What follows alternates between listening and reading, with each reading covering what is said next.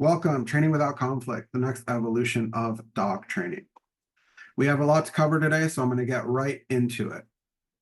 First things first, what is Training Without Conflict? Training Without Conflict is a community of dog trainers that utilize the concept created by two-time IGP world champion Ivan Balabanov. The TWC methodology is rooted in the science of animal learning and evolutionary psychology to create unbelievable training results. TWC trainers operate with the belief that dogs are our fellow creatures and not opportunistic animals transacting for rewards. Dogs are our best friends.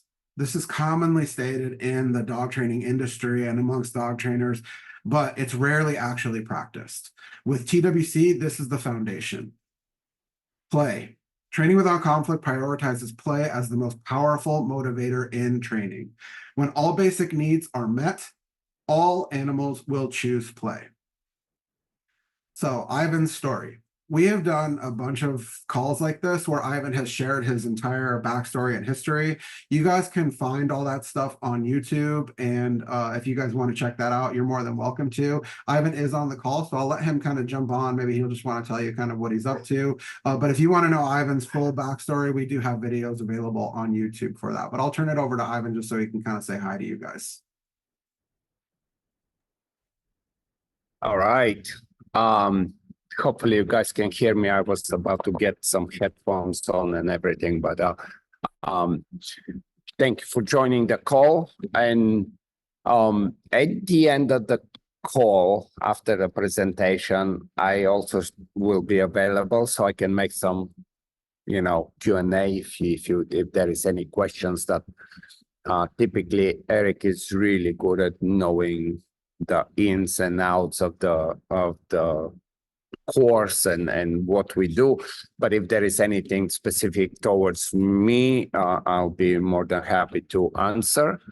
And yeah, let's get this going. I'm excited that we have quite a bit of people here, and it's super cool. So Eric, let's get going here. Cool. Thank you, Ivan, for introducing yourself. I'll go ahead and get back into it. Okay. Before I go any further, let me address the elephant in the room. I found this photo on Google and I thought it was really funny. I am Eric Aguirre. I am the Director of Marketing for Training Without Conflict. Cool story, right? But why should you listen to me today? In my past lives, I've been starting, growing, and running successful businesses, as you can see by my short suit when I was a child. As a New York City DJ, formerly known as E-Rock, long story, I was able to scale my personal talent and personality to a six-figure business. I'm just making sure that my mic is on. Okay, cool. Just making sure. Okay.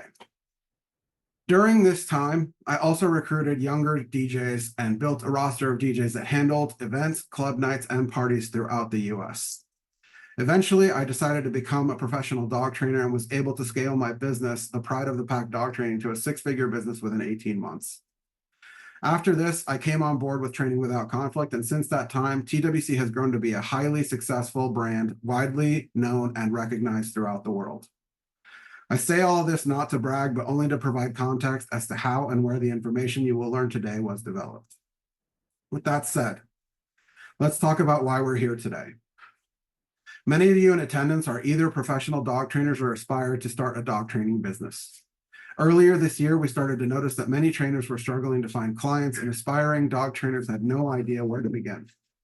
At the same time, we saw marketing services popping up offering dog trainers shortcuts, masterminds, and miracles that can turn them into millionaire dog trainers overnight. This is a problem. I'll explain why shortly. Real quick, let's talk about the dog training industry. The dog training industry is a highly competitive industry. Americans spend over $50 billion a year on their pets. 33% of the world's population has a dog as a pet. 44% of American households own a dog as a pet.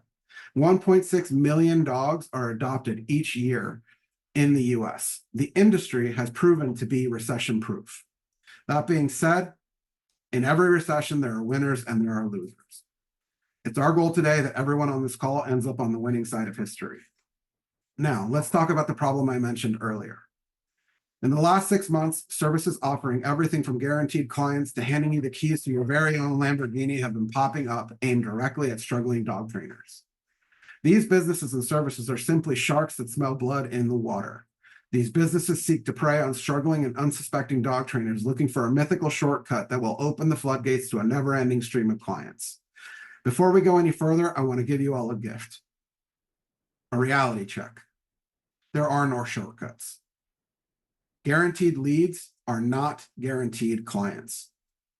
Automation and AI are not the secret to success. SEO or CRM or any other acronym will not save you. Now that we have that out of the way, let's talk turkey. There are only 2 things that you need to have a successful dog training business. Regardless of any time in history or the future, these 2 things will always be the only things necessary to be successful as a dog trainer. What do you think they are? I'll give a second for you guys to take a guess. I'll give you a hint. It's not money. The value of money can change over time. It's not location. Your location can move at any time. It's not a website. Websites can be changed, hacked, or servers can go down. It's not social media. TikTok is about to be banned, and don't even get me started on MySpace. The only 2 things you need to be a successful dog trainer are people and dogs. And since dogs can't go trainer shopping for themselves, we can narrow it down to people with dogs. So for the rest of this call, I'm going to go deep into how your dog training business can attract as many dog owners as possible. I'm going to do that by providing you with strategies that we know are effective because we use them every single day with Training Without Conflict. This stuff works. This is not a guess, experiment, or a theory. We are not here to sell you any silver bullets to success. We are here to provide concrete concepts that can help your business grow. So today, we're going to discuss 3 things: the myth of word-of-mouth marketing, the true purpose of marketing, and how to stand out in a busy crowd. The myth of word of mouth. I rely on word of mouth to get clients. How many of you have heard another trainer say this?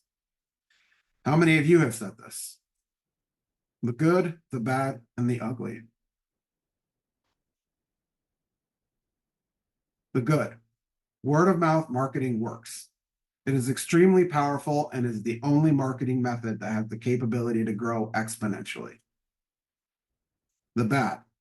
Word of mouth marketing takes a long time to build and become sustainable. Long time to build equals long time to make money. The ugly. There are typically 2 reasons that a business will fail. You run out of time or you run out of money. Hopefully, you're starting to see why word of mouth can be problematic. So if word of mouth works, why do I call it a myth? The short answer, smartphones. Smartphones changed everything. Marketing is no longer about mouths. It is about eyeballs. Who is looking at your stuff? Take one look at places where business is as cutthroat as it can be. New York City, Times Square, there are signs everywhere. Las Vegas, same thing.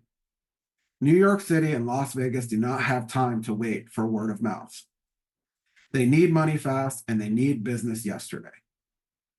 Present day marketing is simply a competition for eyeballs. So how do you collect eyeballs? Don't worry, it's weird on purpose. The short answer is you need to make content. People need to know that you exist. That is the bare minimum. For the last 5 years, I've spoken to a lot of dog trainers, so I know what some of you are saying. I'm not good on video. I suck at social media. I'm camera shy. I hate Mark Zuckerberg. I've heard that one, seriously. Are you awkward on video? Make a podcast. Do you have trouble talking out loud? Start a newsletter. Are you a bad writer? Take and post photos. Are you bad at all these things? Maybe you should train cats. All jokes aside, at a bare minimum, people need to know that you exist. This is priority number one. If people do not know that you exist, they can't buy your stuff. If people don't buy your stuff, you don't make money. If you don't make money, you won't be around long enough for word of mouth marketing to work. It is absolutely imperative to your success that you begin to attract as many eyes to you as fast as you possibly can. That is the true path to growing your business. Now that we have number one priority out of the way, let's talk about topic number two. The purpose of marketing. One of the most common misunderstandings is that marketing is designed to sell. In truth, marketing is designed to attract. Selling is an entirely different subject that we don't have time to cover today, but if you guys are interested in that, shoot us an email and let us know. This is the first time that we've done any of these like marketing type calls. So if this is something that you guys like and something that you guys are interested in, we could definitely do more of them in the future, but we need to know that you guys like them. So definitely shoot us an email if you are interested in more stuff like this. So let's take a look at most ads on social media. I just pulled down some of the ads that popped up for me, so you guys kind of know what I have been looking at. Canine ballistics, beds, 8 sleep. I get hot when I sleep. I don't know if anybody else has a problem with that. And sunglasses. So real quick, let's take a good look at these ads. The goal of a good ad is to stop you from scrolling and attract you to the product that it's showing. The intent is to capture attention. Remember, eyeballs. Once the attention is captured, your goal is to move to move the potential customer to the next step in the process of buying your stuff. To have good marketing, you have to understand the path that you want your potential customer to take to buy your stuff. How do you take a potential client from "I know you exist" to "I can't live without your stuff"? Number one rule: do not approach a potential client with the mindset that you must sell. A good business leads a potential customer to make the best decision for the customer. Understanding this, you must figure out what needs to happen to clear the path for your potential customer to make the best decision, the decision you believe is best for them. As a quick side note, the best decision is not always to work with you. And you need to understand when that happens, and you need to still push them in the direction to make the best decision, even if it means not working with you. Case study. Let's take a look at a TWC ad. Here's an ad that some of you guys might have seen in the past. It was definitely successful for us. You may see it again. Notice some of the details. There's a green circle circling a seat. The green circle captures attention and aims to stop potential clients from scrolling. That's all that this is designed to do. What are they trying to show me? Creates an immediate question. What are they trying to show me in this ad? It tells you who exactly the ad is for. Dog trainers. This is for you. It says it right at the bottom. Notice that the call to action only encourages them to learn more. It does not say buy now. Then there's a secondary question. Are you coming? The reader is forced to inadvertently start to answer questions. If I walk to any of you randomly in a completely random place and all I said was, "Are you coming?" regardless of how you would want to handle the interaction, your immediate response mentally would be to what? This creates intrigue. The only thing we're trying to do is create enough intrigue for the potential client to think, what is this event where I have a seat saved for me? The goal is to get them to click the ad to find out what it is they may or may not be coming to. Notice it does not say, "Are you buying this?" We are simply leading them to the next step in the path. The next step is our website. They go to the TWC certification page. I wish we had more time to discuss the rest of the path of this specific ad, but I hope you see what the purpose of this ad was. It was only to get the potential client to this specific point. What happens from here depends on many other variables. Again, if you guys like this type of call, shoot us an email, let us know that you like it so we know to do them in the future. Is the goal to sell something? Yes, eventually. But don't be this guy. So here's a meme. The guy says, you have to understand the subtle nuances of leash pressure. It's all I talk about during my 6-week puppy boot camp. And the girl says, I just needed a poop bag. Take your time. Know your path. Okay. We've covered what we're looking for. Eyeballs. We talked about how to attract them. But once we have attention, how do we make sure that potential customers know that we are the best choice for them? The number one thing, your potential clients must know that you care about solving their problems and have their best interest in mind. This is the bare minimum. You must start here. Again, I wish I had more time to talk about this and I could talk about it all day, but I have to make sure you understand. This is not about you. You must care about your clients. Your job is to provide solutions. If you have chosen to be a business owner, you have chosen to serve your clients. It is always about them, not you, ever. If you do not provide your clients with solutions to their problems, you will never stand out. You will just be one of many. Our goal is to be one of one. Okay, I'll get off my soapbox now. Where was I? The current state of dog training. If you open up a social media app today, you're going to see two things. Number one, training without conflict ad. You're welcome.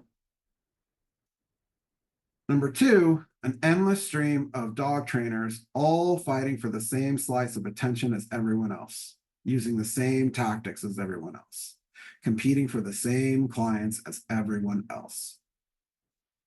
So, how do you rise above the pack? How can you show people that you know more, get faster, better, and more lasting results?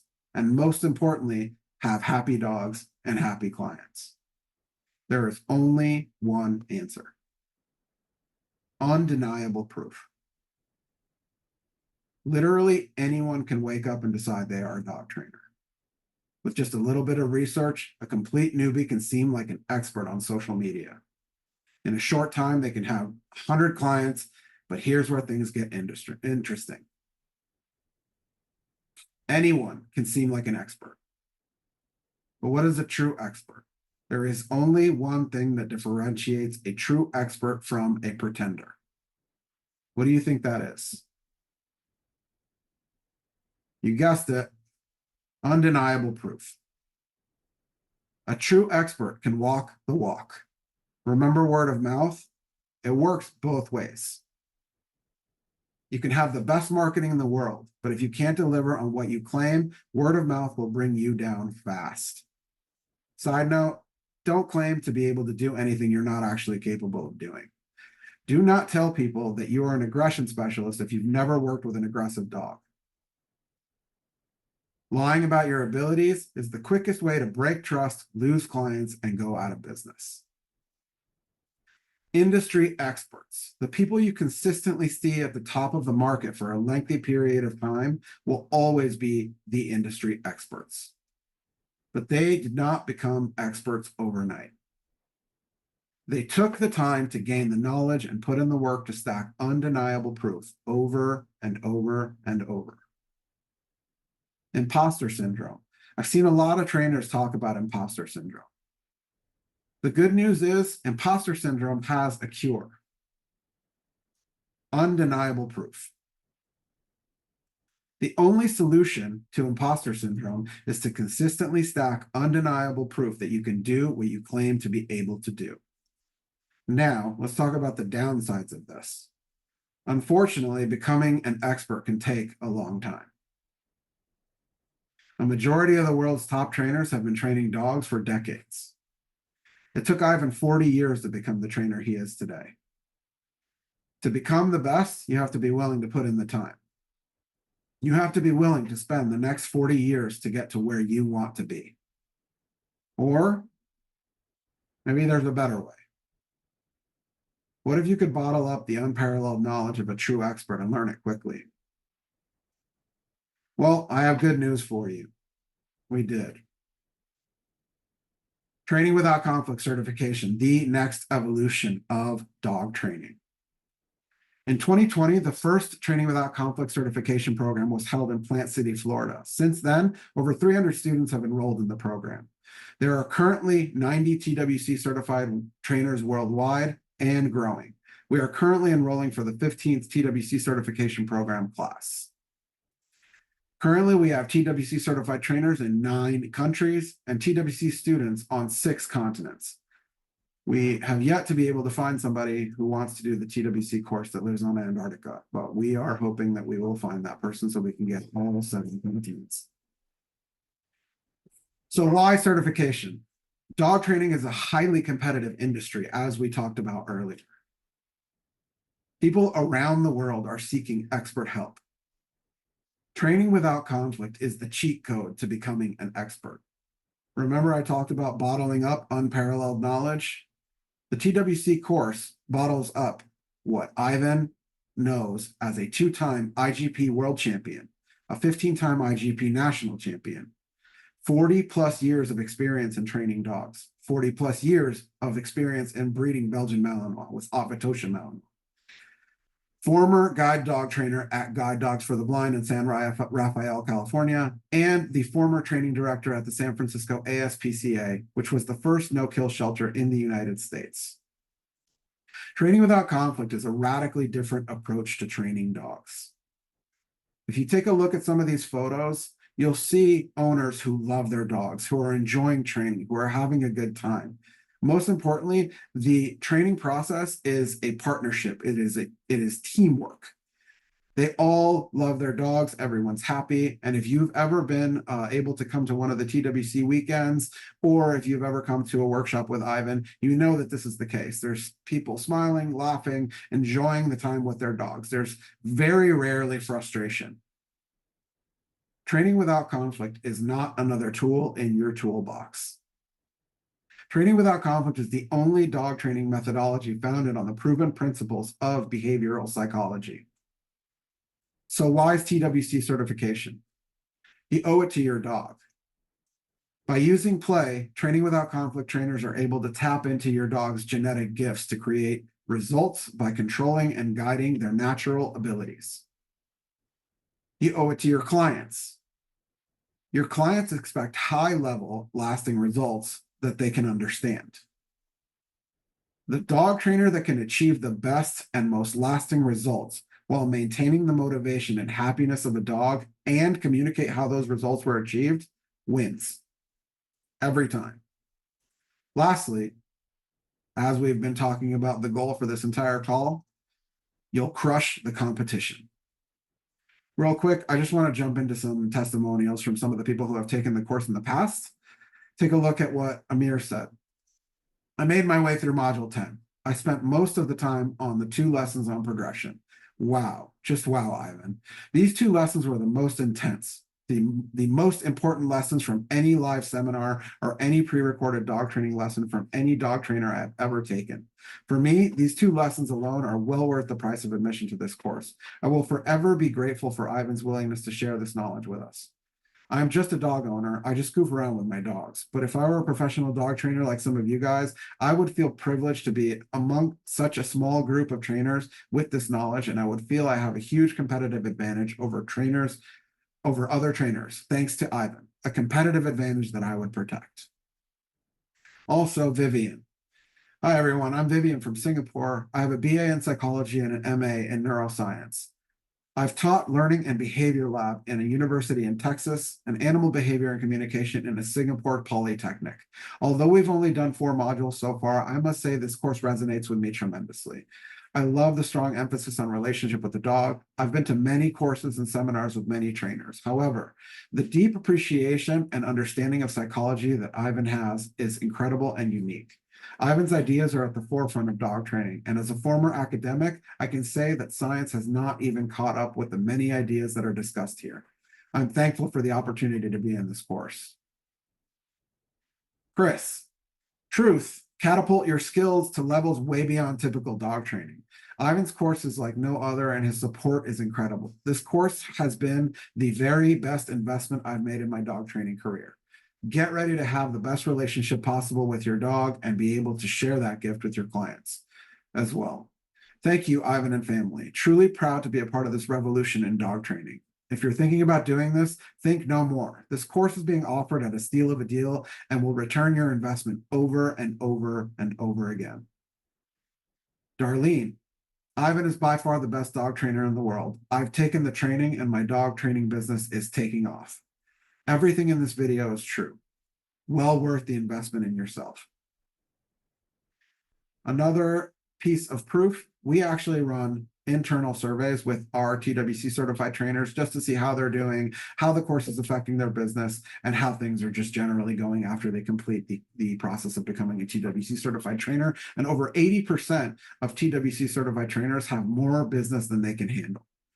The remaining 20% all had busy schedules, but they just were not at the point where they couldn't handle it. They could just handle it, but they're all running successful businesses. So what is it? What is the TWC certification program? There are 2 paths to choose from. The professional certification, which is for professional dog trainers with existing businesses, and the practitioner certification for dog owners with a dog without a dog training business, but who are enthusiastic about their own personal dog training. We have also opened up the practitioner certification for trainers who do not yet have an existing dog training business, but are seeking to become one later or have one later. And we can talk about this more on the Q&A. So the TWC certification program has 18 modules. As you can see here, it is pretty expansive and very intense, and it covers everything that Ivan knows backwards, forwards, and every other way. It's completely comprehensive, and there's no stone left unturned. Both levels, practitioner and professional, enjoy Ivan's comprehensive science-based training systems that will forever change the way you interact with dogs. 24/7 access to the 18 mind-blowing modules where you will learn the TWC methodology through the TWC Academy. Access to a private Facebook group where you can discuss questions and cases with TWC students. Access to 4 private Q&A calls with Ivan via Zoom. These Q&A calls sometimes last more than 4 hours. The Q&A calls are also recorded, and I'll talk a little bit more about that in a second. Both levels also enjoy early access to TWC workshops. So whenever we announce a workshop, the specific workshop has typically been announced to TWC practitioners, professionals, and certified trainers a few days or weeks in advance so they can have that early access and make sure that they get their spot. Both levels also enjoy what I was just talking about, access to the TWC Q&A archive. So since the beginning of the course, so as we've done 15 classes, all of those classes have had the 4 Q&As attached to them. Every single Q&A is recorded. Once you enroll in the course and you complete the class, you get access to every single Q&A that we've ever recorded with the program. Professional trainers enjoy the opportunity to attend the TWC Trainers Weekend to take the final exam, the final written exam, I should say, to be able to move on as a TWC certified trainer. TWC certified trainers enjoy the use of training without conflict methods for use with their clients. promotion and listing in the TWC Certified Trainer Directory. So if you guys have not gone to our website and clicked on the Find a Trainer link, I would definitely recommend that. You can find any TWC trainer that's near you. Like I said, we have trainers in 9 different countries at this point, and it's growing. We are hopefully going to have trainers in more and more countries as we move along. If you are a trainer in a country that we currently do not have a trainer in, we would definitely love to have you join us so we can continue to grow the reach of TWC and help more people around the world.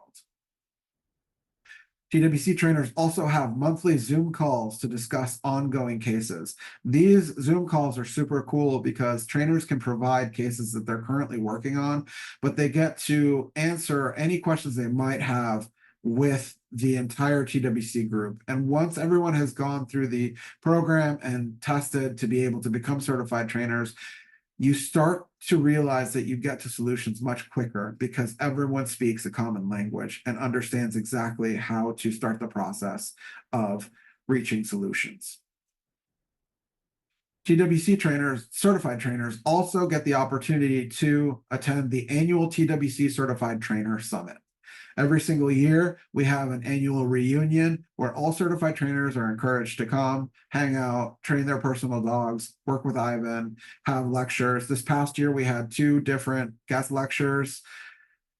It's growing every single year, and it's a super cool experience, and I highly recommend it to anybody who's interested in being in a community of high-level trainers who are interested in creating dog training solutions for the future. So, are you ready to join the community?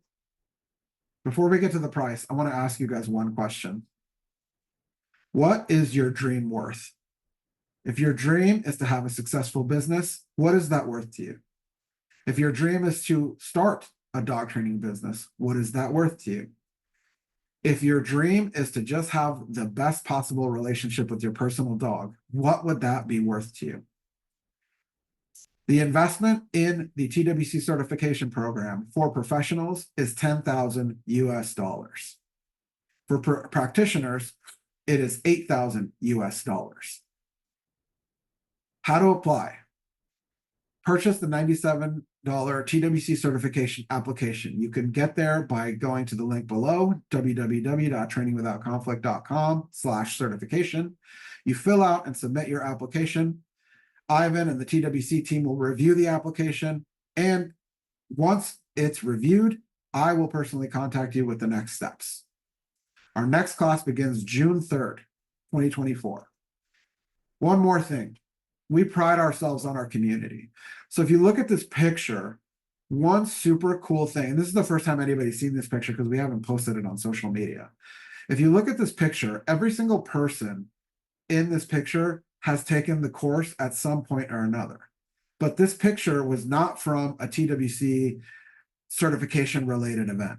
This picture was from our recent possession games workshop. All of these people have graduated from the TWC course, but they still choose to come back and learn more. That's super important for all of us who work here and who are prideful in the TWC mission.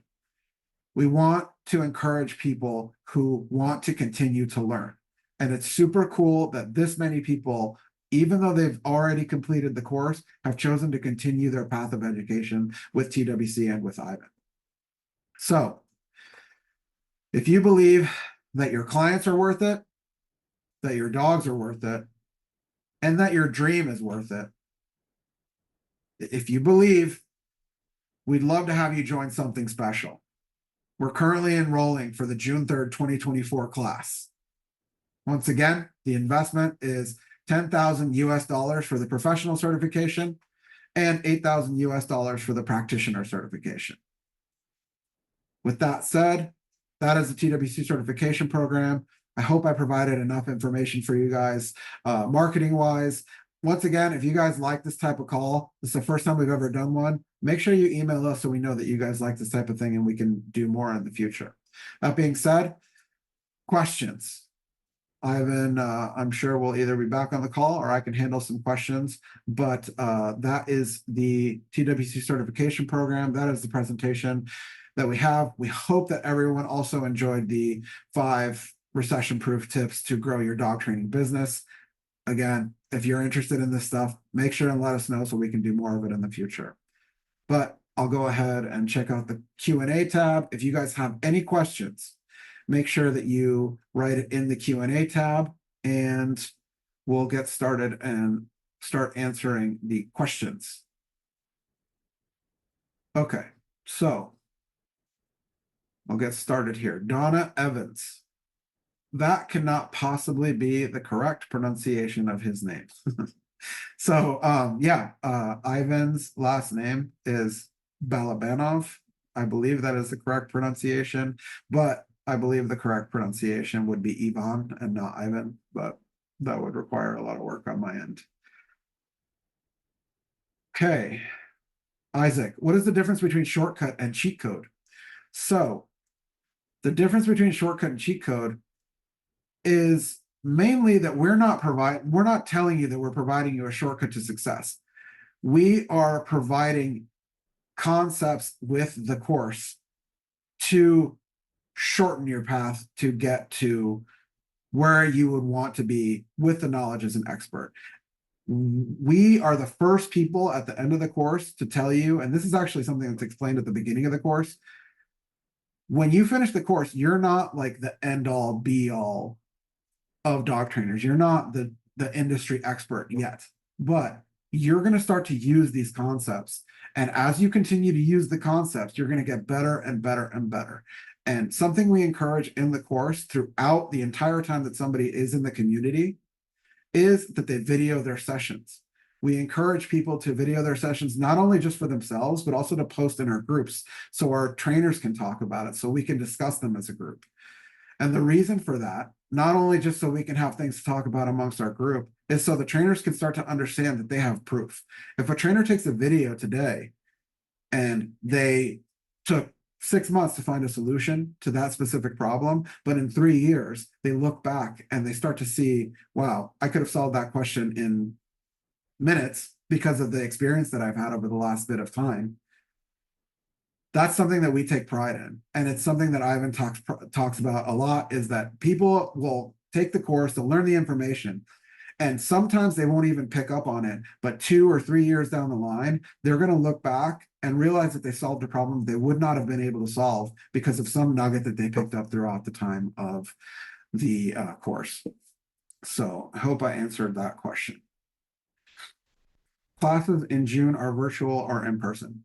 The June classes are, so one thing, I guess I just didn't discuss it well enough on the presentation or at all, but the course is designed to be taken virtually. So the first course that we ever did was live, and that was the only one that we ever did. It was back in June of 2020. So anyone that was in that class will tell you that having to learn all this stuff in 7 or 8 days was next to impossible. And the reason that we have it all recorded was because we knew that it would be difficult. You're literally getting the knowledge that Ivan has had built throughout the last 40 years of his life.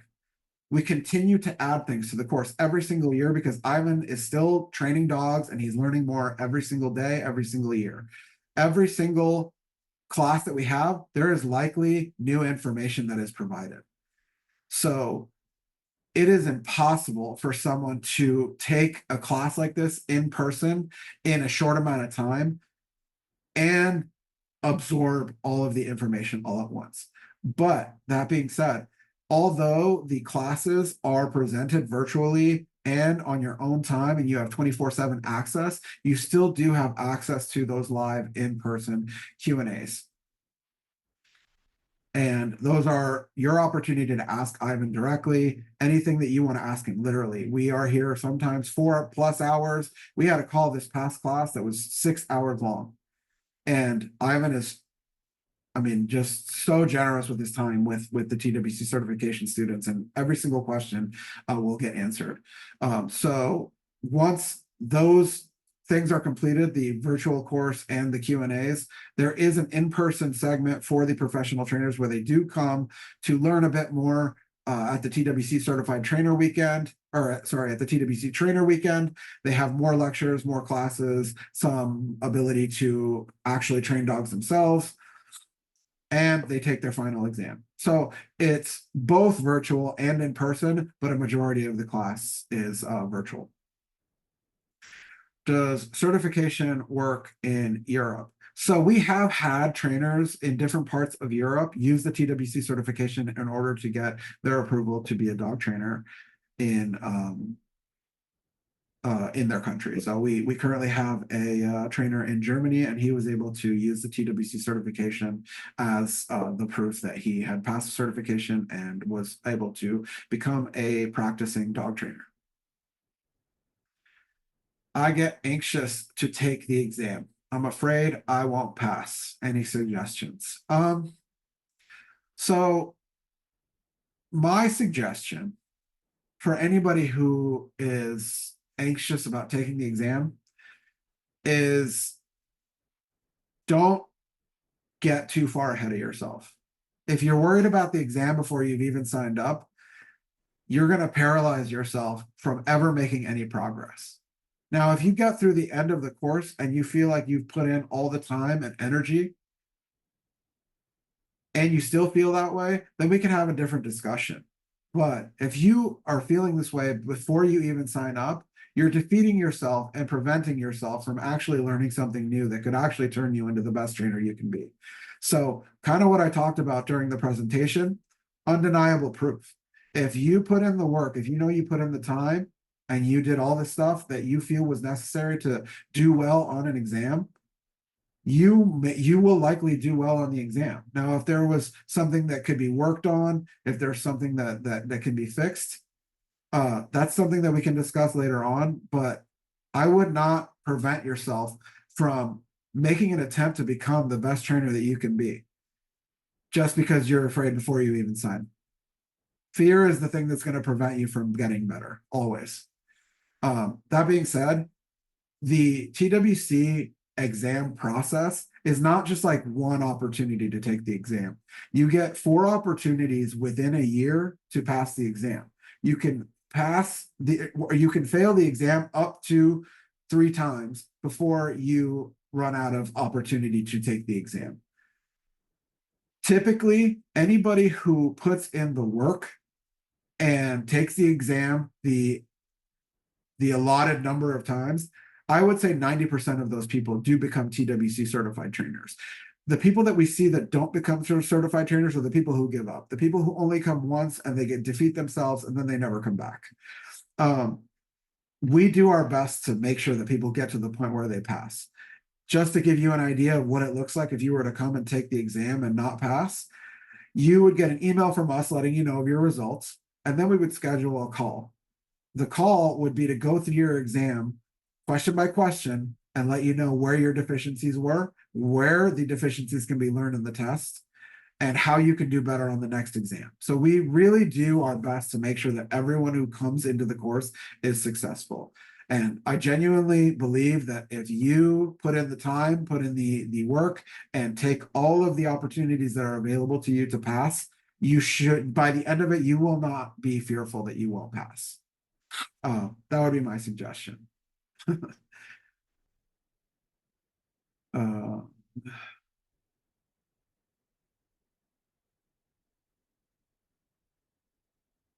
So, Farah, I am planning to get my first puppy after I take the course.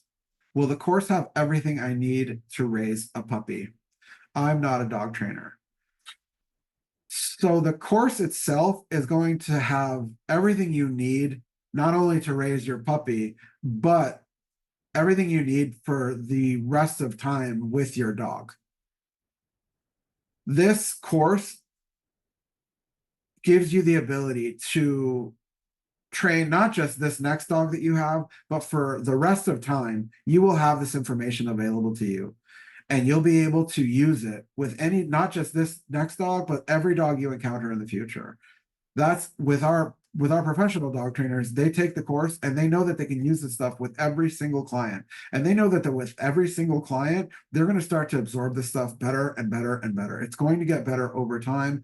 So if you are thinking that this course would give you the ability to raise your puppy, you are short selling yourself. It's going to give you a whole lot more than that. It's going to give you the understanding on how to approach almost any problem in dog training throughout the life of this puppy and any puppy you might have after. How long is the course? How long is the online process? So the course is 18 modules. We release 2 modules per week. On Mondays, we release 1 module. Thursdays, we release the next one. So on June 3rd, we'll release module 1, and then the following Thursday, which was likely June 6th or 7th, we're going to release module 2, and so on until all 18 modules are released. So the course lasts approximately 9 weeks. Every other week, we do have a Q&A. And then at the end of that, we do have the TWC trainer weekend where people come to take the exam. So I would say the entire process is somewhere between 10 and 11 weeks. The online portion itself is 9 weeks. Hi, I'm from the UK. Just summarizing. Online course with final exam on campus. Yes, that's correct.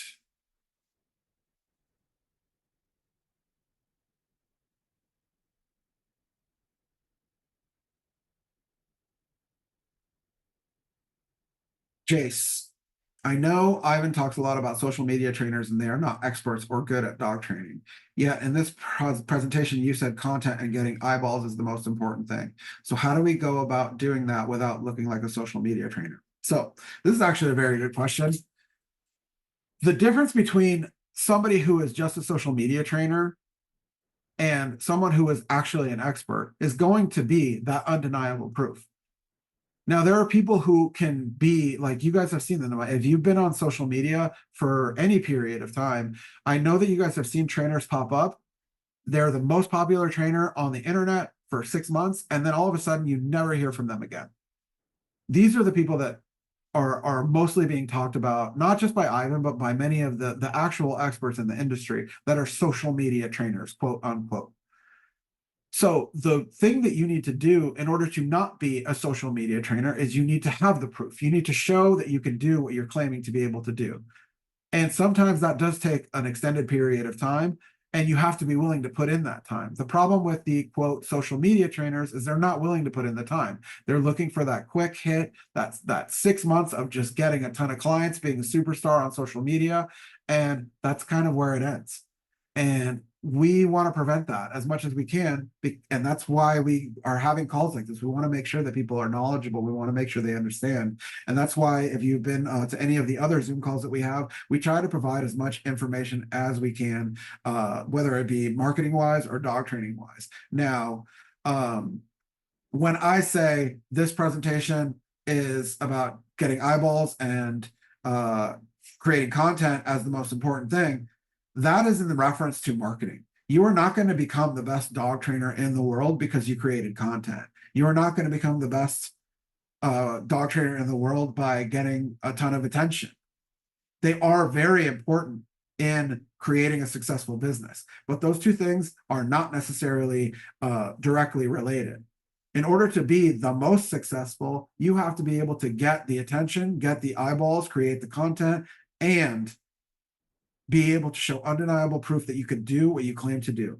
That is why we have an Instagram channel, we have a TikTok channel, we have a YouTube channel, we do podcasts, we do all sorts of things because we know that we need to create content to make sure that people know that we exist. Now, the proof comes in when Ivan has to show what he does.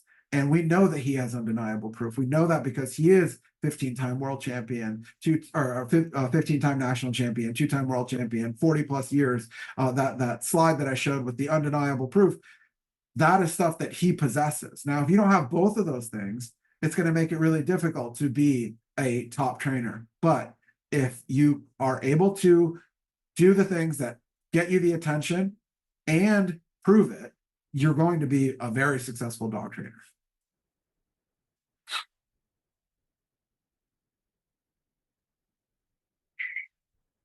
Paulina, do you have to pay all in one go, or is it possible to pay monthly? We do not have payment plans. You would have to pay all at once in order to enroll, but we do have 4 different classes throughout the year. So if you are unable to join for the June 3rd class, we do have more classes that will be announced for the remainder of the year. And then next year we'll also have 4. So if it's a goal of yours, my best advice is to save up and do the best you can to enroll in the future. And we're happy to have relationships and conversations with people who are like that. We understand that not everybody's ready for enrolling in a certification program today, but we want to be here to support you guys. And if you guys just want to talk about the certification process and just make sure you stay in touch as a member of our community, feel free to email us at any time. My clients are pet dog owners wanting general obedience and behavioral modification. Is the course suited to this or more toward dog sports? So, Anita, the course itself is related to any type of dog training, regardless of whether you are sport, pet, search and rescue, like any service dog, any type of dog trainer. The course does not go into specifics of being a good sports trainer. We do talk about dog sports because we want to make sure that people understand that that is a facet of dog training, but the concepts that you learn in the course are going to allow you to be any type of dog trainer that you want to be. We have trainers from across the board. We have sport trainers, we have pet trainers, we have search and rescue, we have detection dogs, we have police dogs, we have all types of trainers across the board, and every single person is successful. And the thing that's cool about our community is all of these types of trainers can come together and solve common problems. And something that one person might not have a solution to today is something that another person does have today. And we can all help each other. And that's where the community really starts to come into play.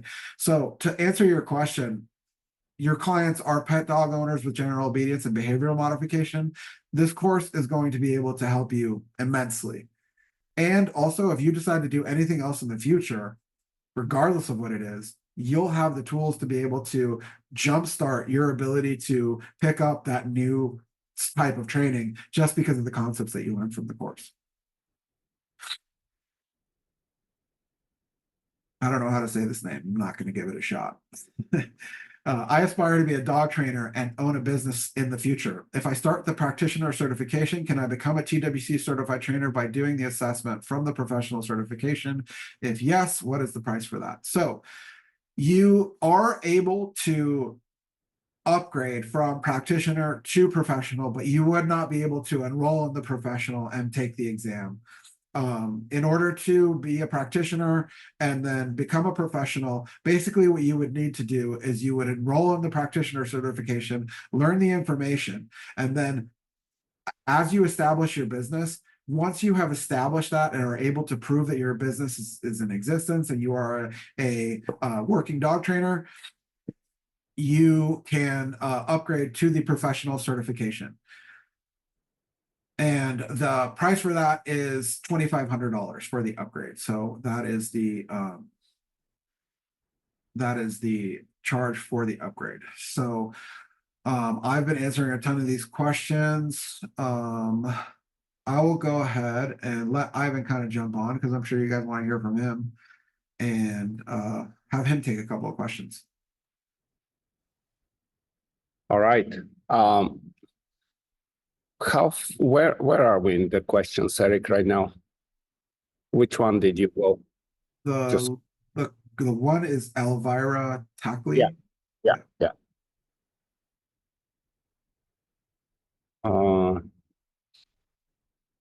Okay.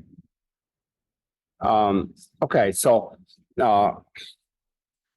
Clara, excellent presentation. Thank you.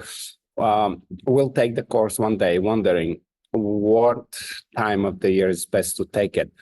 Is it better to take it outside the competition season? Okay. Yeah, as far as time, that's like totally individual thing. Like one thing that you need to consider is you do need time. even though it may sound like, oh, there is the course and I'm just gonna go through it. There's quite a bit of study that you need to, if you're serious about learning, there's gonna be some studying that you need to do. So you have to, again, it depends on schedule and how you life and day goes. Some people like to do that in the middle of night. Some people study during the day, depending what they do.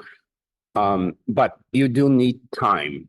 So whatever you feel the best time for you is to dive and to go all in. That's really what you need to do. There have been times where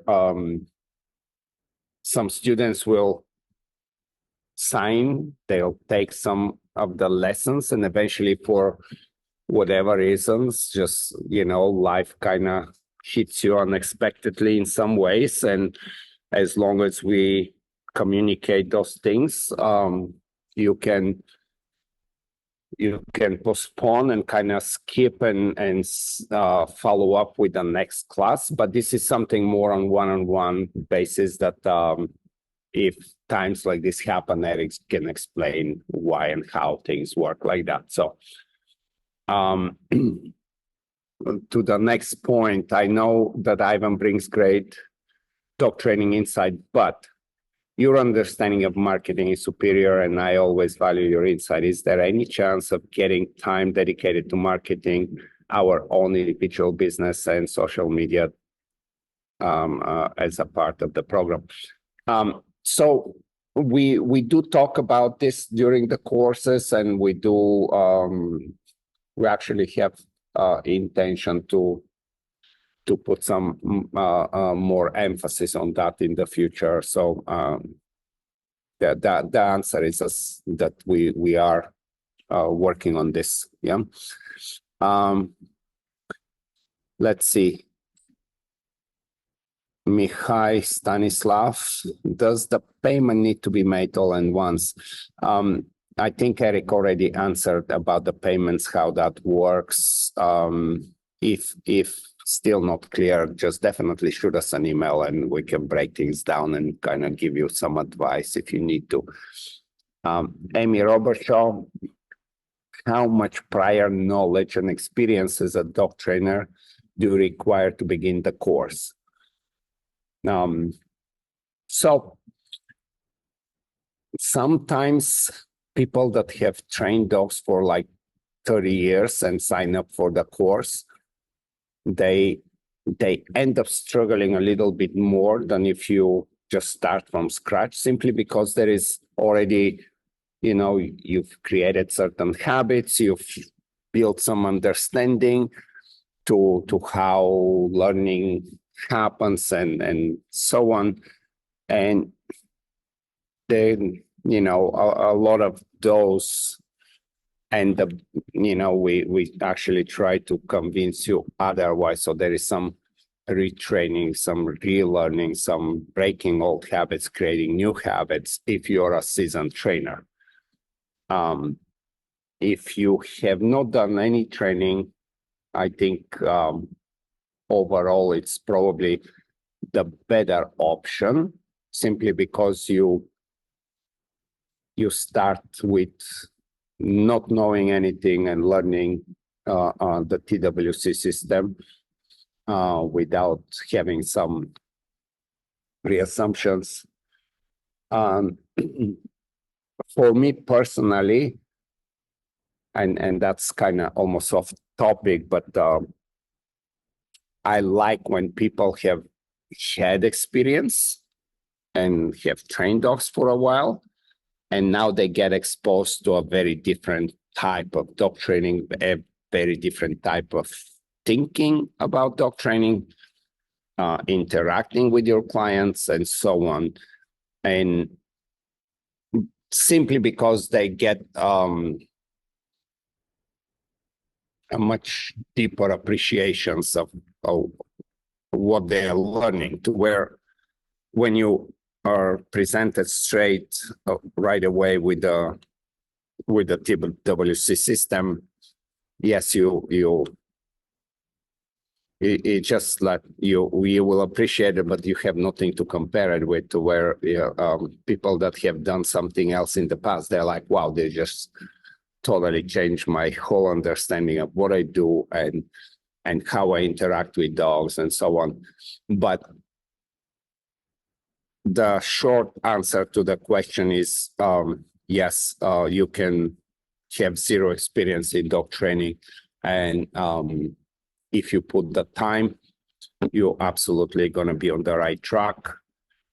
As I say, if you put the time, the course is designed for dog trainers. This is not, we're not talking quantum physics. We're not talking something extraordinary to where, it's dog training, it's animal behavior and learning, and it's presented in a way that it's to be understood by dog trainers. So you really don't need much of any previous experience, basically. But yeah, you're on a good track. If you haven't done anything and you want to just start somewhere, TWC would be definitely, I would recommend that in that situation. We have a Zoom user. I don't have the name, so I live out of the USA, and the 10,000 is a bit steep for me. I'm really excited to do this course. I would like to find out whether I could pay for the course more just as I put. Yeah, again, I think this already, Eric answered the question, but feel free to email and Eric or I or one of us can explain further on individual basis, but how it works. But yeah, I think Eric already covered that, and he may, after I take a few more questions, he may jump back in and explain a little bit more about it once again, since it seems like there is some questions get repeated. Becky, are the dog trainers promoting growing a business and getting your Lamborghini 6 figures, etc., actually good dog trainers and successful trainers? Or are they trying to scale their business in a different way while trying to appear successful? How would new trainers sort out their quality learning?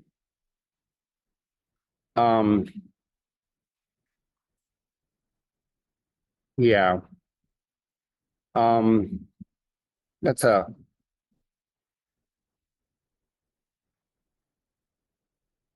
I'll kind of just say a little bit about this, and then if Ivan has something to add, he can kind of jump in.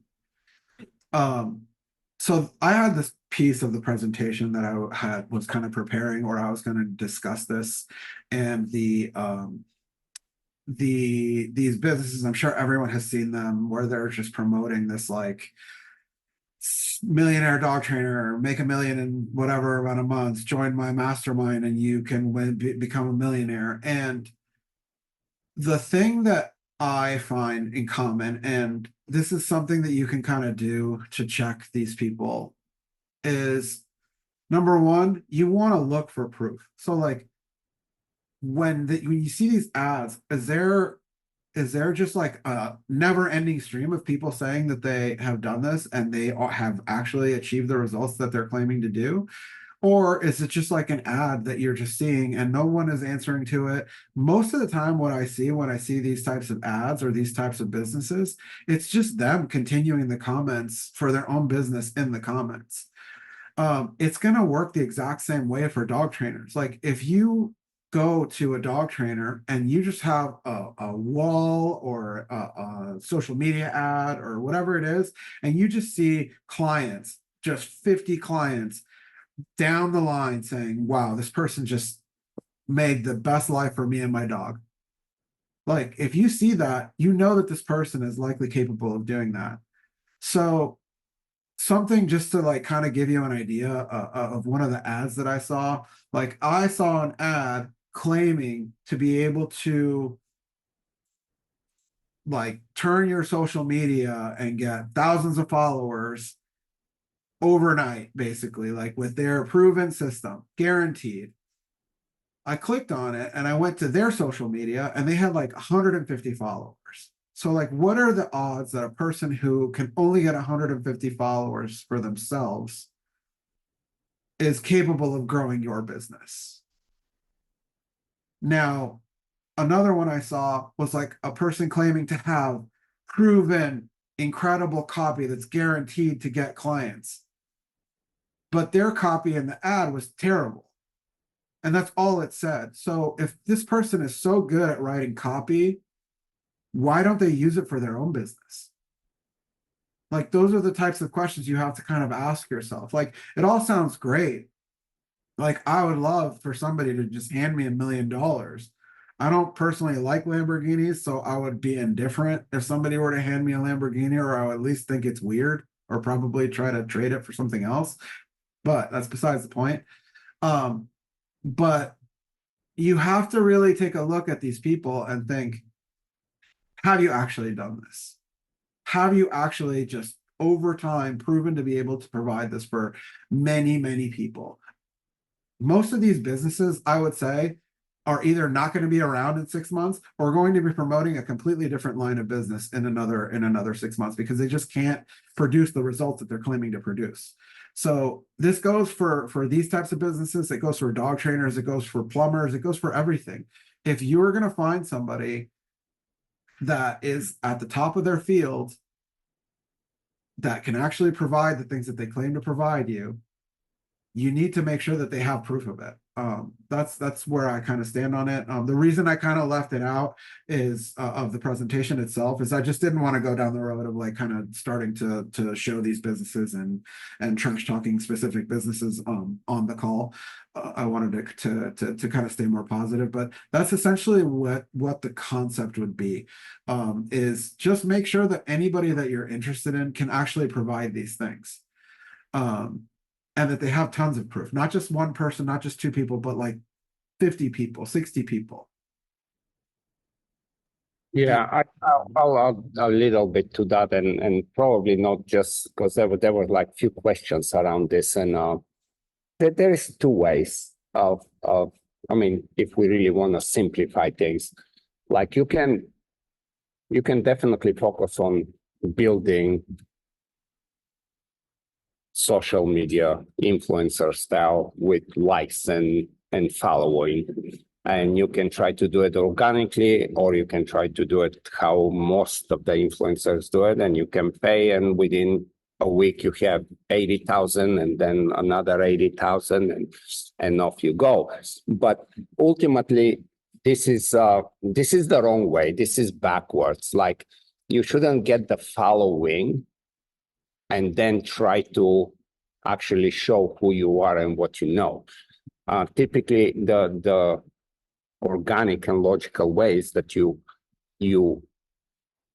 learn, you prove who you are, you get some accomplishments, and then so anything that is created, anything that you put on YouTube or TikTok or whatever you want, it has some substance. It's not this, like you can see endless number of little 30 seconds to 2 minutes videos preaching the same thing, but really it's very plain, and there is nothing new. There is nothing that is worth your time. And so when you you can do parallel, but really ultimately at one point or another, you will realize that you need to have the knowledge if you want to be sincere, and if you want to be comfortable and not just talking salad on the internet, but have really make results and make people really in person appreciate what you do. Then the logical ways is, what we are talking about. So.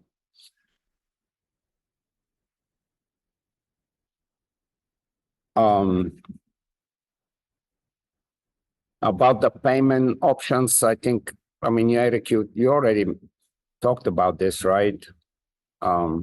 Yeah. For anybody who has the question about payment plans, we currently do not have any payment plans available. I always recommend that if people are seeking payment plans to just kind of make their own payment plan into like a savings account and put the money in there until they're ready to take the course. On our end, we do not have the ability to take payment plans at this time. Okay, so Drew, living in France, and basically the question is, how do we provide a proof of that we have a dog training business since we live abroad?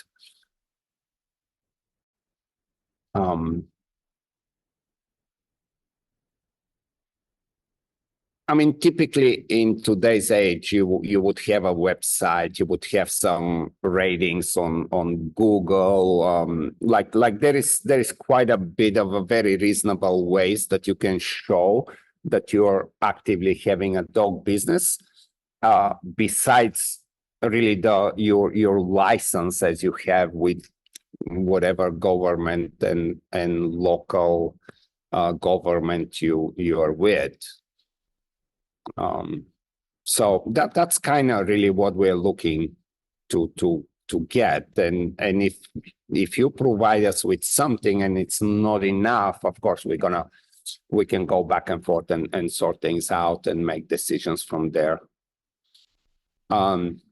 Anita, I'm in New Zealand and I would plan to travel to the TW Center to sit the exam. However, if I need to resit it, is it possible remotely? So, as Eric was saying, we have people from France, we have people from New Zealand already that have graduated. Those people have come here. In some instances, we may take some exceptions when tests can be done remotely, but that's kind of one-on-one basis. And again, something that you can check with Eric to give you a much deeper answer on that. Clara, can we work and do the modules at the same time? How much time? Yeah, so that I think we answered this. Typically, I would say 90% of the people that take the course, they have a life outside the course and they maintain their work regardless of what their work is. So it is on your pace. You can open a module and study it at any time that you feel that you feel fresh to study. It's not like module gets released at certain time and that is in conflict with your work schedule and so on. That's not the case. They are available, and on top of that, you can always go back and revisit all modules, which is actually highly recommended. Alex, what is the sort of content we should be aiming for apart from the piece you've already mentioned of making it intriguing? Are there tools? Yeah. So it just depends who you want to be. As far as I'm guessing that's kind of more of a social media thing.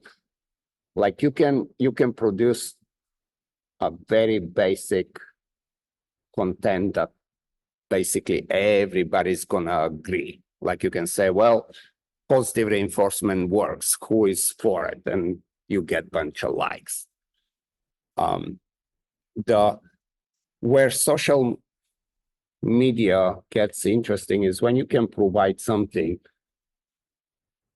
some content, something that it's not your obvious content, that it's something that even somebody that has some already experience, some background in dog training, and you get their attention, it's like, oh, there is a whole different take on a very well-known problem. That's interesting. Or as you get really good, you end up creating something. So you know, and being a creator. But of course, to do that, you have to really, there is steps, there are levels that you have to go through, and you cannot avoid that. When you think of that way, then you start to realize that people that have 200, 300 million followers, they're producing a very much what I said, obvious content. It's like there is nothing. It's like, and everybody as they browse and swipe, it's like, okay, I'll hit a like here. Of course, I agree with that. Of course, whatever. But nothing of some substance, nothing that challenges, oh, there is something more I need to learn. Oh, this person is thinking different than the 99% of the influencers on the internet. These are the people that typically even the influencers are paying very good attention to, and eventually what they do, they end up sharing and you know, their somebody else's ideas and thoughts on their medias, and yeah. Basically, my advice to this is that don't do it backwards. It's not like everybody knows. It's not hard to get followers and likes. You pay for those. If you really want them very bad, there is zillions of companies that you can pay, and it's not even expensive. And yes, there's some risk and whatever, but yeah, you get your followers. The thing is, what content do you provide? And most of the social media influencers are basically kind of doing the same thing. There is nothing. There is absolutely nothing of interest. So you kind of need to decide what path you want to take. And the one that I suggest you do, it's the longer and the more difficult one. You don't have the instant gratification of, okay, I'm paying $120 and I have 80,000 followers in a week. But that wears out very quickly. What is the important part is that you can provide something that none of the influencers can. They will only do it after you already did. And knowledge before, it's the way to go. Learn something instead of taking 4-day some course, getting a diploma, and all of a sudden you're out there teaching and having your YouTube channel. Of course you can do. Everybody does it. But the point I'm trying to make is simply that everybody does that. So how do you stand out? You need to do something different. And that's kind of what we are trying to tell you. Real quick, as just like a one-liner thing regarding this stuff. I don't know if you guys on the call, if you guys follow Gary Vee, but one thing that he kind of preaches is document, don't create. So you shouldn't be creating content for who you think is following you. You should just be documenting what it is that you believe that it makes you special. And if you do that, you're much more likely to have long-lasting success versus just being the person like Ivan said that's just created content for the sake of getting likes and getting attention. Yeah. Timothy, how would you compare your course to a hands-on school such as Kenel would? So honestly, I have no idea who Kennelwood is, and it doesn't mean that, I just don't know them.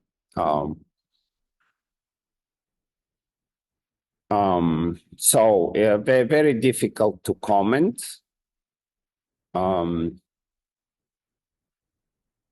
It's not that I live in a bubble. I try to pay attention, but I'm very bad with remembering a lot of different names and companies and what they do. If it was something that would stand out in my head, I would know it. So as I read Kennelwood, it doesn't tell me much. Basically, the advice again is it's quite simple. You look at accomplishments, credential, and hands-on experience in various stages. So these are tangible, easy to, like you can really put them side by side and compare. And that's kind of what I would suggest that you do. There is, again, it's not difficult to learn to sort out all the cliche. I've trained thousands of dogs. I'm like, okay, so you've trained thousands of dogs. Great. I'm not going to even question, have you or have you not trained thousands of dogs, but how good were you training them? Like what was accomplished and what was it compared to? So there is definitely a sell pitch that everybody has, including ourselves. But sometimes it's very easy as you read about us. It's like, oh yeah, I've done this for so many years. I've trained so many dogs. Okay, if you have done this much, what actually was accomplished? Like, what did you do? Because I find that, and nothing, as I said, I don't know who Kennelwood is. There might be excellent place to learn from. But I'm talking in general, any of those cliche kind of talking salad, making you really like, wow, this must have a lot of experience. He's done seminars and podcasts and thousands of dogs. Anybody can have a podcast. Anybody can be a guest in a podcast. In today's age, anybody can do a seminar for somebody. But that on its own means absolutely nothing.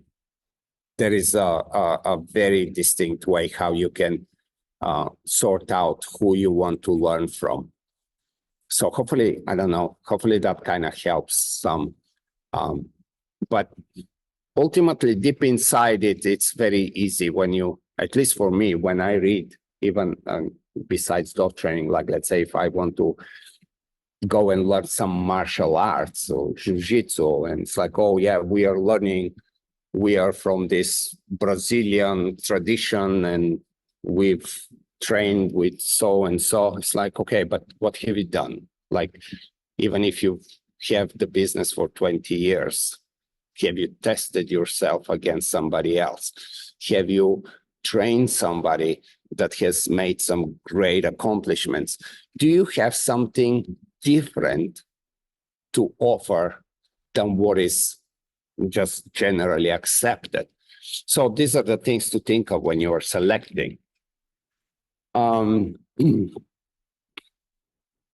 there is somebody without a name. I couldn't finish the question. I have followed Ivan for years now, and I was wondering if being 63 years old is late to start. Yeah, these are the questions that you know how you feel. If you feel the 63 years is old, then it is. If you feel the 63 years old is your beginning, then it is. it really comes down to how you feel and how you see yourself as a person, and if you are satisfied or you have some more desire and motivation to go on and do more things. So I would highly recommend that, learning new things, even if you're in your 90s, it's what keeps you energized, motivated, and stimulated to go on. So that's the answer to this one. Just to jump in, Yeah. we have people that are much older. Again, I'm definitely not saying anything about age, but we have a woman, her name is Ellie. She might even be on this call. But she's in her 70s, like mid 70s, and she is probably the most motivated and most passionate TWC person. Like, she is involved in everything. She comes to all the Zoom calls, she comes to everything. She came to our workshop in California, and it, like Ivan says, it's just a mindset. And if you're ready and willing to take the leap to start to learn something new, there's no better day to start than today.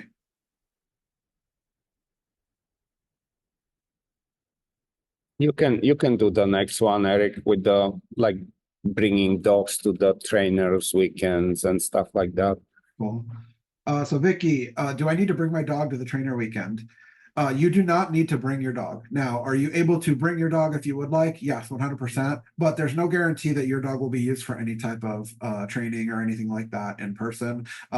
So there's no need for you to bring a dog for the final exam weekend. The final exam weekend is strictly just for the written exam.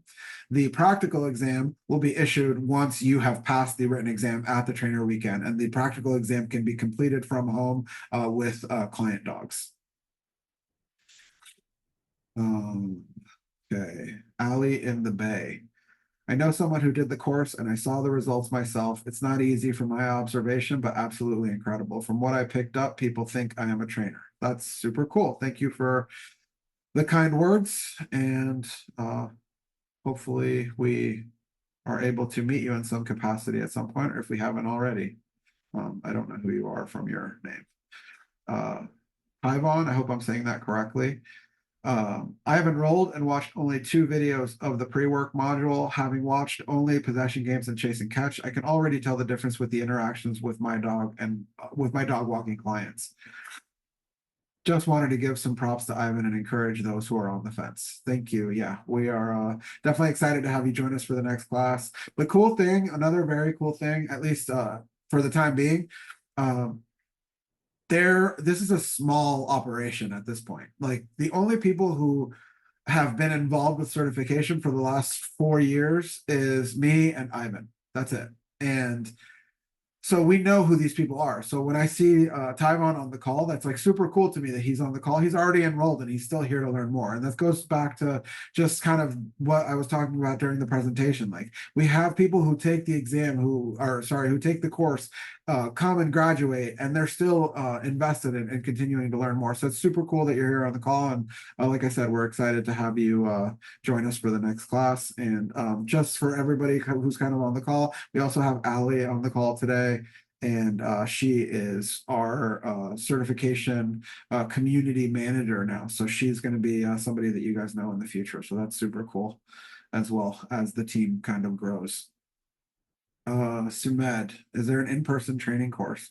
We do have in-person workshops, but as far as the certification program, it is just impossible to complete something like this in person. Like, I just, it's hard for me to make it tangible in a way that you guys would understand how much information that you are provided in the certification program, but it would just be impossible for any person to absorb anything like this in person. It would just not be productive for anybody to try to absorb this much stuff in a short span of time. Kevin, what are some good places to get experience training dogs? Would volunteering at a shelter be useful? So I'll just go from my experience. When I decided that I wanted to be a dog trainer, I realized that the one thing I did need was experience, because I did not have a ton of experience working with dogs. So what I did is I volunteered at an actual dog training business. They were high volume, so they had a ton of boarding clients, they had a ton of board and train clients, they had a ton of just day train clients. And I was able to pick up a ton of information and a ton of knowledge in a very short amount of time and get hands on a lot of dogs. And that's going to be the thing that as you guys decide to be dog trainers, the thing that's going to be the thing that's actually going to make you better is actually using the concepts and putting hands on dogs. So in my personal experience, I would always recommend to talk to a professional dog trainer in your area. Shelters are tough because you are sometimes in their constraints of what they allow for training and what they allow for anything you want to do with the dogs. So, and then also if the dogs are getting adopted and stuff like that, you might not get a ton of time to get to know any dogs. So I would aim more for the working with a person who has a business versus a shelter. But if all you can get is a shelter, anything is going to help. So anything that allows you to put hands on dogs in a safe way with somebody's guidance that knows things that can help you is going to be helpful for you.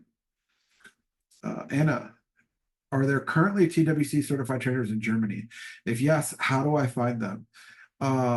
We do have a certified trainer. His name is Moritz. I'm not sure why he's not on the website. He should be on the website, but if you email me, I can send you his information. Also, I can send you his information. Ivan, you're unmuted, just so you know. yeah.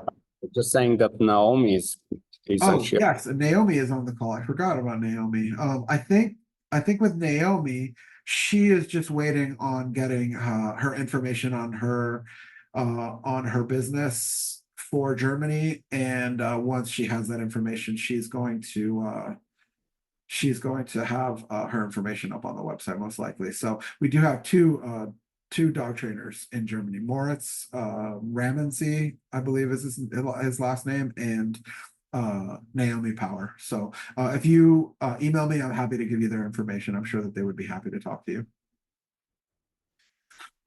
you. Fanny, thank you very much for this presentation. 2 questions, please. Could the online course be taken now and the exam taken later, even a year from now? It would double the budget studying and needing to travel from Europe in the same year. Also, I have a service dog. Would it be possible to go with him? Otherwise, I couldn't take the professional certification. Okay, so just to answer your first question, you get 1 full year to complete the certification process. So that would be taking the class and then taking the written exam. So if you were to enroll in June, you would have until June of 2025 to complete the exam process. So if you by a year from now, you mean in 2025, it would just have to be done anywhere between January and June of 2025 if you were to enroll for this next upcoming class. So you do get a year. Now beyond that amount of time, like if you were to enroll for June of 2024 and then you want to take the exam in October of 2025, that would not be allowed because that would be outside of that period of time that we allow for people to complete the exam process. The second question, you have a service dog. Would it be possible to go with him? Yeah, you can bring your dog to the trainer weekend. That's absolutely no problem. We just encourage people make sure that they have accommodations for their dog, whether it be in a crate in the car or if your dog can be free. And then if it is a service dog, we would have to abide by the laws and stuff like that to allow you to have the service dog with you. We would just encourage you to make sure that the service dog is, just doing service dog things and not just I imagine if you're international, your service dog is much more serious and actual service dog. There's a lot of stuff in the United States that goes on with people claiming to have service dogs, and it can get problematic. But we'll just kind of take that as a case by case basis. But as far as the ability to bring your dog, you would totally be able to bring your dog to the certification weekend, but you would not. You should not expect that the dog will receive any type of training or anything like that at that weekend. Gabby, would you say that the 9-week period requires full-time attention? So whenever I speak to people, I always tell them that at a minimum, I would expect to spend about 15 to 20 hours a week. It's not necessarily like mandatory that you spend that much time. I would say 45 minutes a day is the bare minimum that you would have to spend to make sure that you at least complete the watching of the videos. But the more time that you can spend on it, the better you're going to be able to do. A lot of this stuff is not something that you're going to absorb in one shot. You're going to have to watch these videos one or two times, sometimes even more. And so the more you can spend on it, the more information that you'll be able to absorb and stuff like that. I don't think it requires full time, which in my mind would be 40 hours a week. That would be extensive. But if you did, I feel like you would probably do really well on the exam. But to kind of answer your direct question, I do not think that it would require that. Elvira, what is the difference in the courses between the professional and practitioner program? The only difference between the two programs is that the practitioners do not come and take an exam in person. There is no exam for the practitioner program. Professionals are the only ones who have that in-person exam at the end. Outside of that, the course itself is 100% exactly the same. There is no difference. Everyone gets the same content, everyone gets the same concepts, and everyone learns the exact same stuff. Robert, can the professional certification course be considered a master trainer course? Is there more certifications beyond the professional certification? So, as far as can the professional certification be considered a master trainer course, I don't really know how to answer that question just because it's kind of arbitrary as far as to what a master trainer course would be. Now, with your question regarding certifications beyond the professional certification, we do have programs that come after a trainer becomes a TWC certified trainer. We have the TWC expert trainer program, but in order to qualify for that and enroll in that, you would have to be a TWC certified trainer. And we provide that information to our certified trainers once a year. We run that program throughout the year, and we give all that details. I do not have time to kind of go and explain that program today to everybody.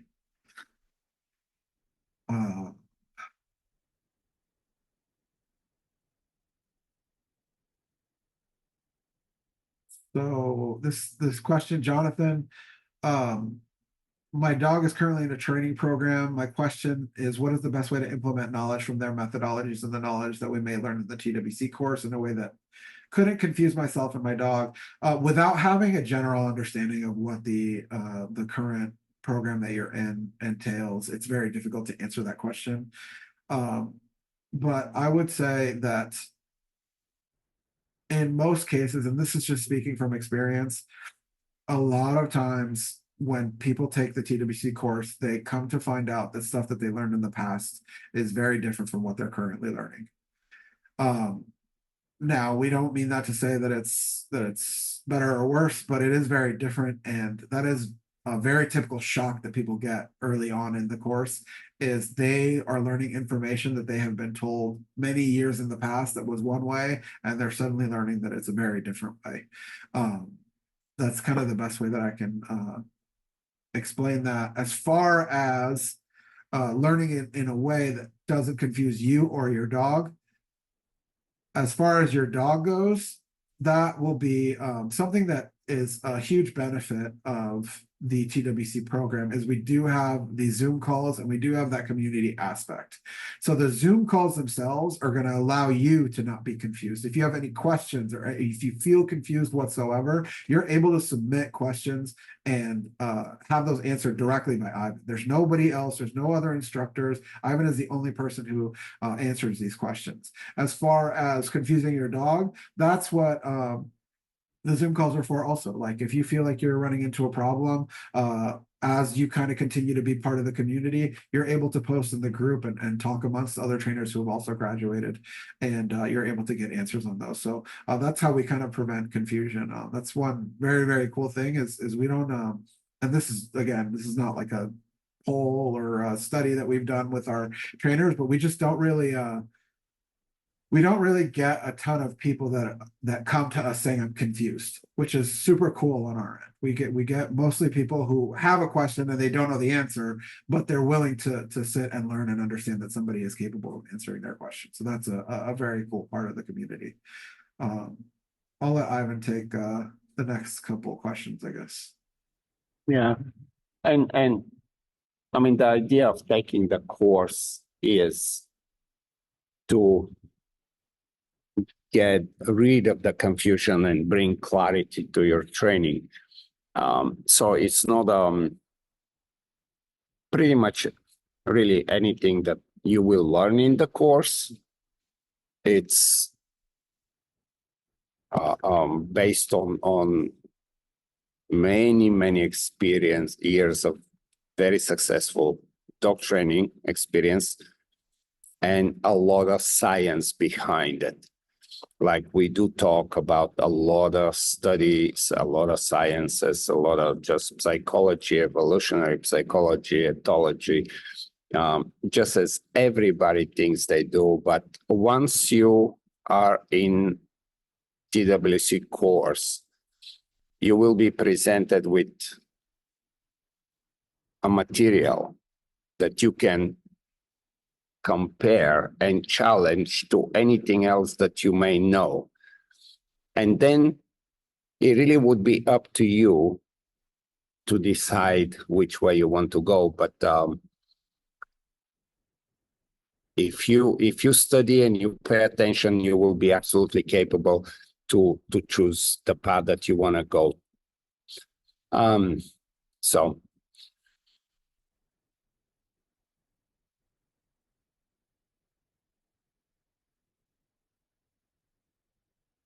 Clara, I have a rescue I'm working with that was yelling at dogs, similar to Francis, the French in California, using what I've learned from you in California. I have been able to help him walk on leash. The next step would to help him be with other safe dogs. I don't have the feel yet. You read him. Would your course help me with his next step?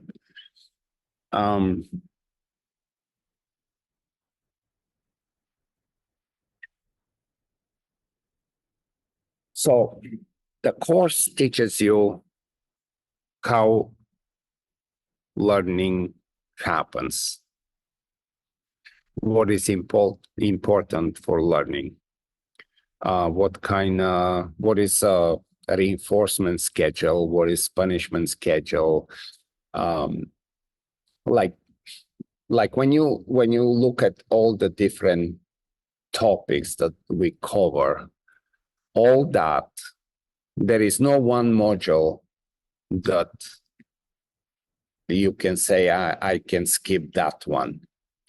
Everything that you learn, if you take the time to learn it, you will be able to, one way or another, apply it to anything you do with your own dog or with any other dog.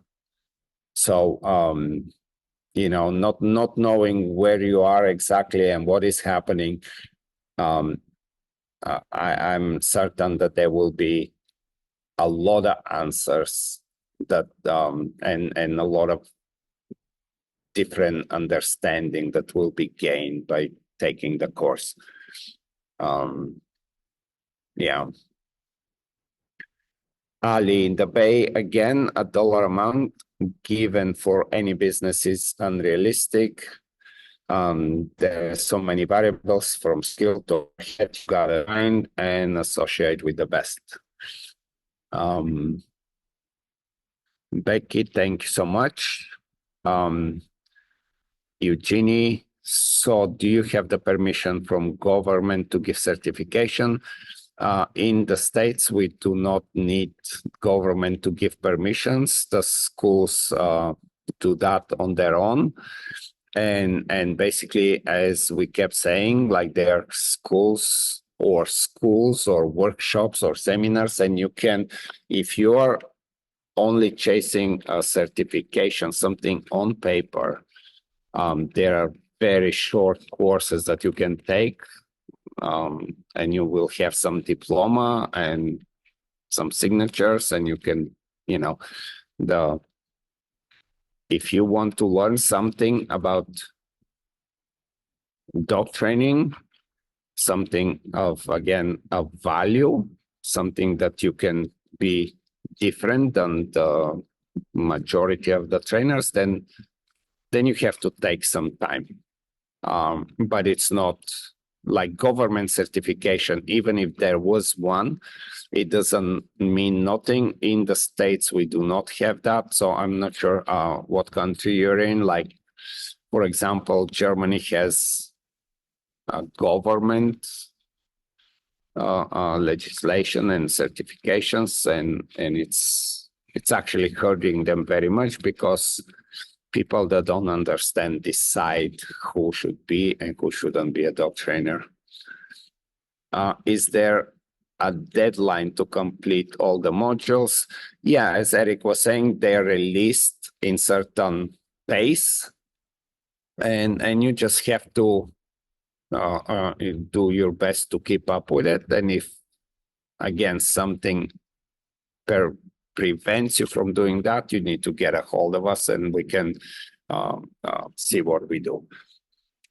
Just real quick, just to kind of expand on that, there is no deadline to complete the modules. You have 1 year of access once you enroll to complete the modules, but you are able to renew your access for another year. At the end of that year, for practitioners, the charge for that is $197, and for professionals, it's $297. Now, if your question is there a deadline to complete the exam process to become a certified trainer? That is 1 year, and that is a hard deadline. It is 1 year. Like Ivan said, if you have a life-altering situation that would prevent you from completing that, we do need to know about that ahead of time. But besides that, as far as your question, to complete the modules, you have access for a year, but you are able to renew that as long as you are in good standing with the TWC community.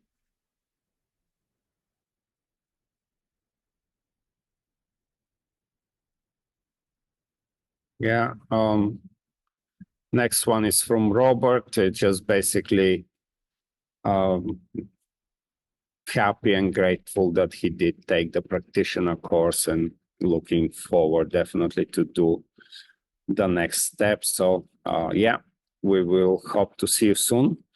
Anita, when are the Zoom calls typically held? Being in New Zealand, you're 2 p.m. Yeah, this is always a little bit difficult, because we always have people from every corner of the world. We try to accommodate, and sometimes you will have to, do a call and in some odd hours. And sometimes we try to make it so it's easier for the people that are, on a different time zone. The good thing, again, is that all Zoom calls are recorded. And even if you have a question on the module, we can answer the questions. The only disadvantage is that we're not going to be able to go back and forth on it. You will just have to have the question, and then I answer, and then you watch the recording. As well as Eric mentioned already, we have a closed Facebook group to where some conversations are also happening. But yeah, there is no question, it can be very difficult, including for me. Like, I had to do a Zoom call a couple of weeks from Hong Kong, and yeah, it's sometimes we just have to make it, but we try to balance things out as much as possible. And it's not like I would lie if I say that that there is something that most likely will be at some time inconvenient, but it's definitely not impossible or too difficult, really. Juan Camilo Gomez, I do not use Facebook. is the online community only active in that social platform? So I'll let Eric answer this once. Eric is way better on this. Yeah, so we are not currently on Discord or any forums, just to kind of answer your question regarding that. That may be something that we look into in the future. At the moment, it's been the easiest to just stay on Facebook. Now, as far as staying within the online community, we do make sure that everyone is up to date for any important happening with your group, with your class, or practitioners or certified trainers via email, just to make sure that everyone kind of stays in contact that way. But as far as like getting like up to date information and stuff like that, that the best place to be would be Facebook. Again, in the future, we may go down the road of checking out a forum or Discord, but at the moment, it's just been kind of in our experience that our current people in the course are not big Discord users. Otherwise, that would, Discord kind of, for the most part, is a younger person platform, and most of the trainers that we have are just not big on Discord. And we don't really get, Discord is very cool if you're getting just an ongoing conversation throughout the day.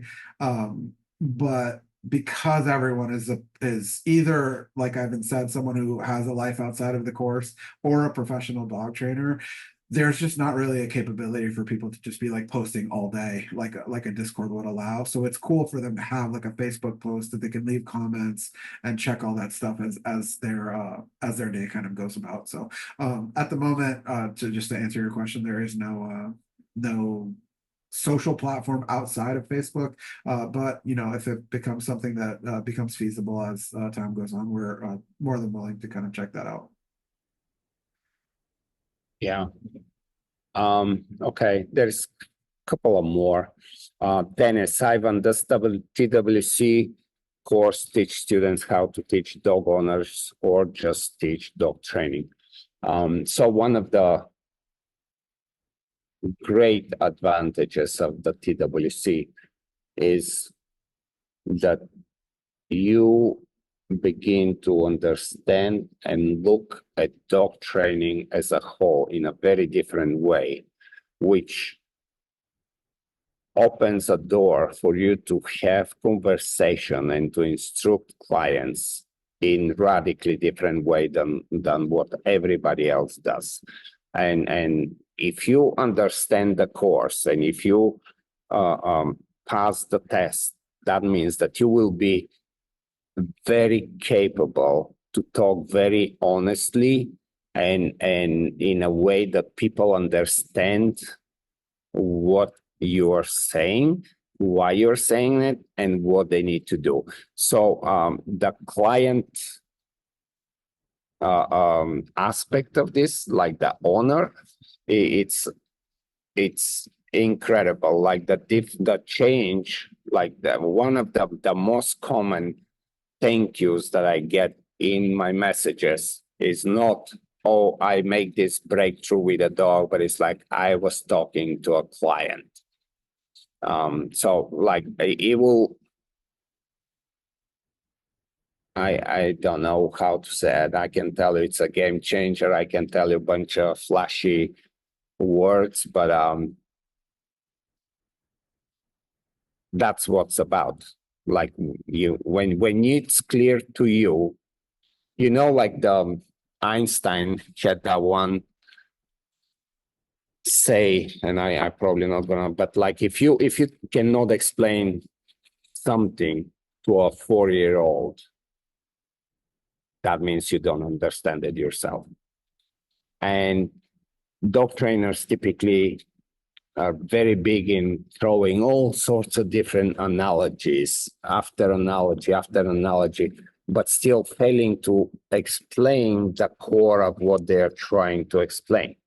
And any TWC graduate becomes just a very different teacher when it comes to talking to anybody about dog training.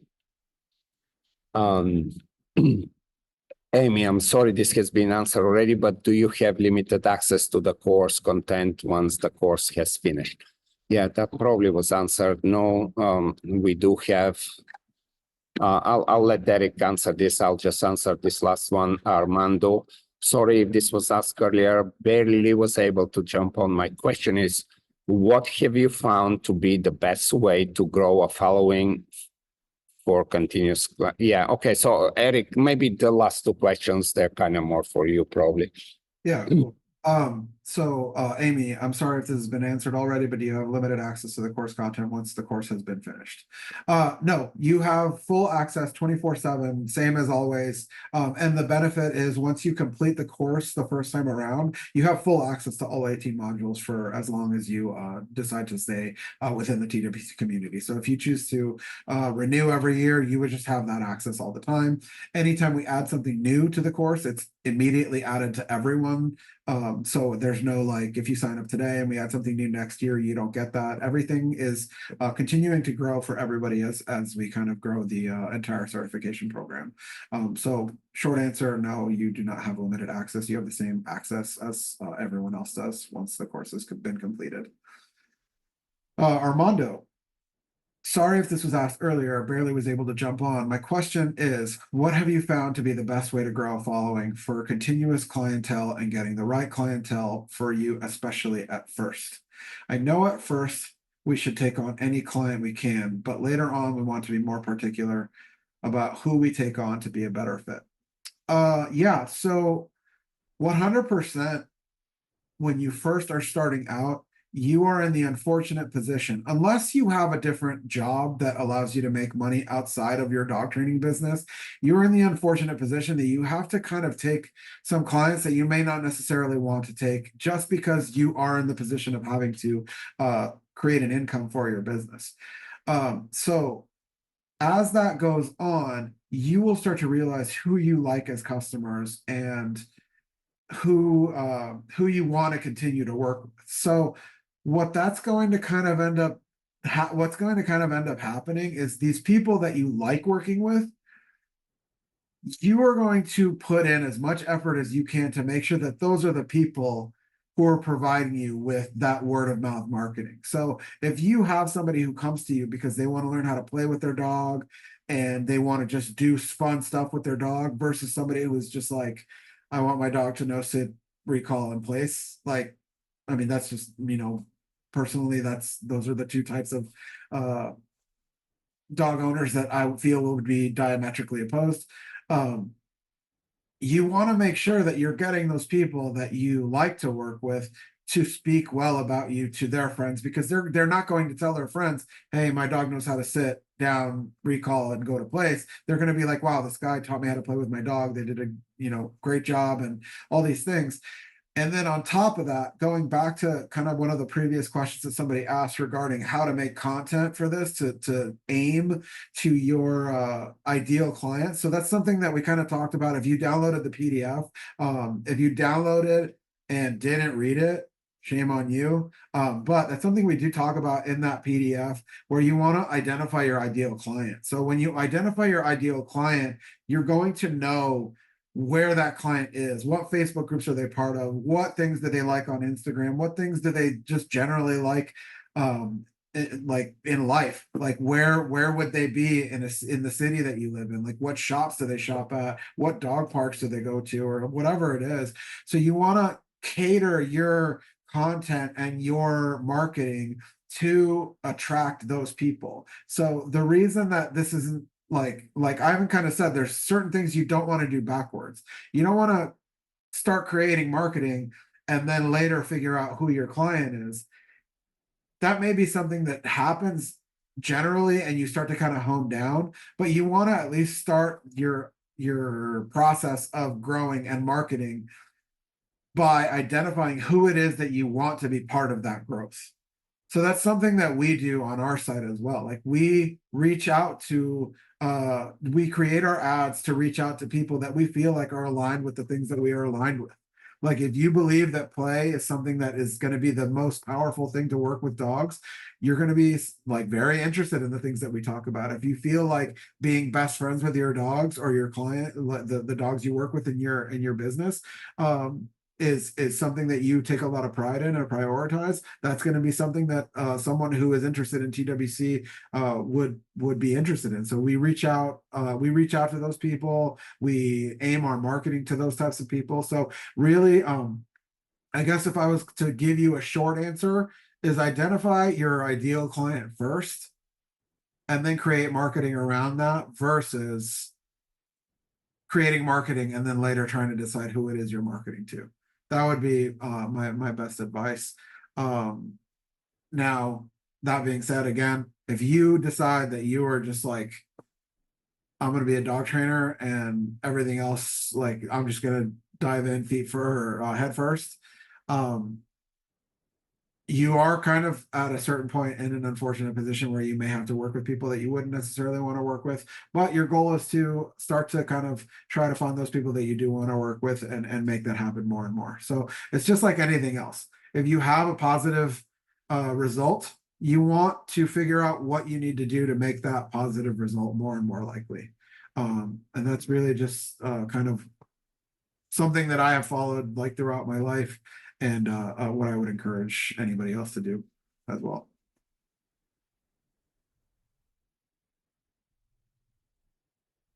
So I think that's it for the questions. Thank you to everyone who stayed on till the end. I already saw some applications come in, so that's super cool. We're excited to have anybody who's currently applying join us.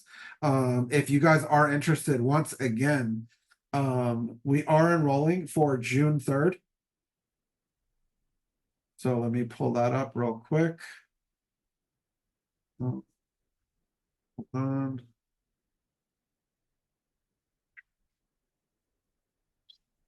How did I do this? Okay. There we go.